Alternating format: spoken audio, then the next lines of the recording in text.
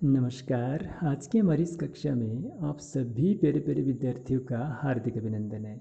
तो हम पढ़ रहे थे हमारी सृजना पाठ्य पुस्तक का 5वां अध्याय वीर रस के कवित। इस अध्याय में कवि भूषण के द्वारा लिखे गए 5 कवित छंदों को शामिल किया गया है। इन 5 कवित छंदों में से 3 कवित तो हम पहले के 3 भागों में पढ़ चुके हैं और आज के इस चौथे भाग में हम कवि भूषण के द्वारा लिखे गए इस अध्याय में शामिल किए गए 5 छंदों में से चौथा छंद आज के इस चौथे भाग में हम पढ़ने जा रहे हैं। तो इस कवित छंद में जो आज हम पढ़ने जा रहे हैं, इसमें कवि भूषण ने शिवाजी के मुगलों पर आधिपत्य का वर्णन किया है कि मुगलों के मन में शिवाजी का जो आतंक था, जो भय था, जो डर, जो दबदबा शिवाजी का मुगलों पर था, उस दबदबे का, उस आतंक, उस भय का वर्णन इस छंद के माध्यम से कवि भूषण ने किया है। तो कवि ने कहा है कि इंद्र जिमि जंब पर बाड़व जो अंब पर रावण सदंब पर रघुकुल राज है। कि इंद्र जिमि जंब पर, जंब यहाँ जंबासुर राक्षस के लिए है। एक जंबासुर राक्षस था जिसका वध भगवान इंद्र ने किया था। तो जिमी का मतलब होता है जैसे, कि जैसे इंद्र का आधिपत्य जंबासुर राक्षस पे माना जाता है। बाड़व जो अंब पर, बाड़व का मतलब होता है बड़वाग्नि। बड़वाग्नि होती है जो पानी में लगने वाली आग होती है, उसको बड़वाग्नि कहते हैं। 3 प्रकार की अग्नि बताई गई है, पानी में लगने वाली और जंगल में लगने वाली, और एक अग्नि होती है पेट में लगने वाली। तो पानी में लगने वाली अग्नि को बड़वाग्नि कहते हैं और जंगल में लगने वाली अग्नि को दावाग्नि कहते हैं और पेट में लगने वाली अग्नि को जठराग्नि कहते हैं। तो यहाँ बाड़व शब्द है, ये पानी में लगने वाली अग्नि के लिए आया है। तो बाड़व जो अंब पर, अंब का मतलब होता है पानी, जल या समुद्र के अर्थ में भी शब्द का प्रयोग कई बार हो जाता है। तो जैसे पानी पर, पानी में लगने वाली आग का आधिपत्य होता है, जंबासुर राक्षस है उसके मन में जैसे इंद्र का भय होता है, इंद्र का डर होता है, आतंक होता है। और रावण सदंब पर, रावण का जो अहंकार है उसके ऊपर रघुकुल राज है। रघुवंशी जो भगवान श्री राम थे उनका आधिपत्य बताया गया है, यह माना जाता है। और पौन वारी वाह पर, पौन मानी पवन, पवन मानी हवा।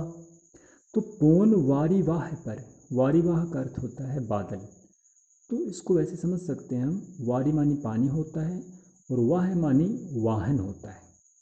तो पानी का जो वाहन होता है वो बादल माना जाता है। तो वारीवाह शब्द का अर्थ हुआ बादल।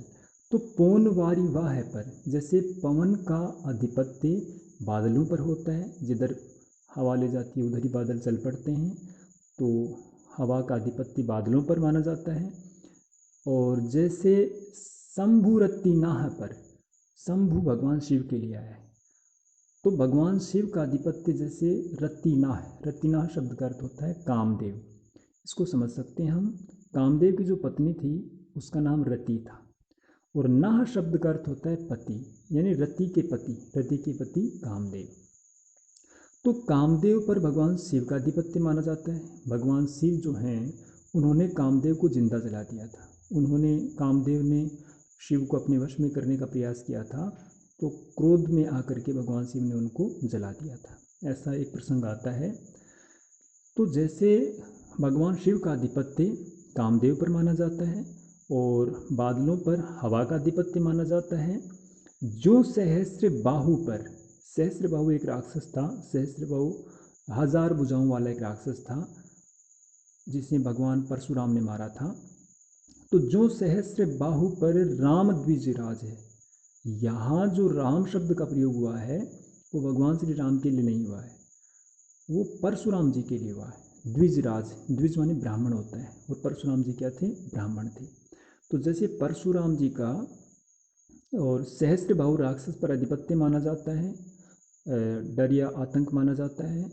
और दावा द्रुम दंड पर, द्रुम दंड, द्रुम दंड का अर्थ होता है वृक्ष, पेड़ पौधे।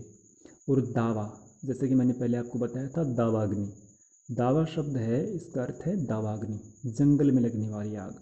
तो जैसे जंगल में लगने वाली आग का आधिपत्य होता है वो पेड़ों पर होता है, और चीता मृग झुंड पर, चीता होता है उसका मृग झुंड, मृग माने होता है हिरण, तो हिरणों के झुंड के ऊपर जैसे चीता का आधिपत्य माना जाता है। और भूषण वितुंड पर, वितुंड का मतलब होता है हाथी, और जैसे हाथी जो होते हैं उनके ऊपर, तो भूषण वितुंड पर जैसे मृगराज है, मृगराज, मृगराज शब्द का अर्थ होता है शेर। तो जैसे शेर होता है उसका हाथियों के झुंड पर आधिपत्य माना जाता है, या हाथियों पर आधिपत्य माना जाता है, ऐसा हम कह सकते हैं। तो भूषण वितुंड पर जैसे मृगराज है, जैसे हाथियों पर शेर का आधिपत्य माना जाता है। हाथी जो होते हैं वो शेर से डरते हैं, और हिरण जो होते हैं वो चीता से डरते हैं, है ना। और जो जंगल में लगने वाली आग है उसका आतंक पेड़ पौधों को होता है, भय जो डर होता है वो पेड़ पौधों को होता है। और जो सहस्त्रबाहु राक्षस है उसको परशुराम जी का डर था। जो कामदेव थे उनको भगवान शिव का डर है, या उन पर भगवान शिव का आधिपत्य माना जाता है। जो बादल होते हैं उन पर हवा का आधिपत्य माना जाता है। जो रावण जो था उसे भगवान राम ने मारा था, तो रावण का जो अहंकार है वो भगवान राम ने तोड़ा था, इसलिए सैदम्भ शब्द का प्रयोग यहाँ किया गया था। सैदम्बदम माने अहंकार होता है, तो रावण के अहंकार वजह से भगवान श्री राम का आधिपत्य बताया गया है। और जैसे पानी में लगने वाली आग है उसका आधिपत्य पानी पर बताया गया है। और जरंभासुर राक्षस जो है उस पर भगवान इंद्र का, इंद्रदेव जो हैं उसका आधिपत्य है। तो भूषण वितुंड पर जैसे मृगराज है, और तेज तम अंश पर, तेज तम अंश पर, तम मानी होता है अंधकार और तेज मानी होता है प्रकाश। तो जैसे प्रकाश का आधिपत्य जो होता है वो अंधकार पर होता है, अंधेरे पर होता है। तो तेज तम अंश पर कान्ह जिमी कंस पर, जैसे कान्ह कन्हैया भगवान श्री कृष्ण जो हैं उनका आधिपत्य कंस पर माना जाता है, समझा जाता है, क्योंकि कंस को भगवान श्री कृष्ण ने मारा था। तो कान्ह जिमी कंस पर जो है यो मलिच्छ वंश पर, मलिच्छ वंश जो मुगल वंश है उसके ऊपर शेर शिवराज है। शिवराज यहाँ शिवाजी के लिए आया है, शिवाजी हैं उनका शेर की भांति आधिपत्य समझा जाता है, माना जाता है। या जो मुगल वंश है उनके मन में और शिवाजी के प्रति आतंक की, भय की, डर की भावना है।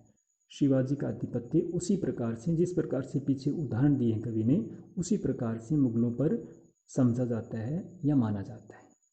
तो इसमें और कुछ नहीं है, बस इतना बताया गया है कि शिवाजी जो थे उनका कितना खौफ था मुगलों को, कितना डर था। शिवाजी का जो आतंक है, जो दबदबा है कह सकते हैं हम, दबदबा है वो कितना था मुगलों पर, मुगल कितने डरते थे शिवाजी से, इस बात को इस छंद के माध्यम से कवि भूषण ने बताया है। तो इसमें एक ही प्रश्न बन सकता है यहाँ पे जिसमें पूरा का पूरा आ सकता है। वो प्रश्न क्या बन सकता है कि कवि भूषण ने शिवाजी का शत्रुओं पर किसके समान आधिपत्य बताया है। क्या बन सकता है, कवि भूषण ने शिवाजी का शत्रुओं पर किसके समान आधिपत्य बताया है। तो हम बता सकते हैं कि करके कि किस किस के समान शिवाजी का आधिपत्य मुगलों पर या शत्रुओं पर कवि भूषण ने बताया है। तो पुनः संक्षेप में इस प्रश्न का उत्तर देते हुए इस पूरे छंद को हम समझ सकते हैं। तो देखते हैं, तो शिवाजी का जो शत्रुओं पर आधिपत्य है वो कवि ने एक एक उदाहरण देकर बताया है।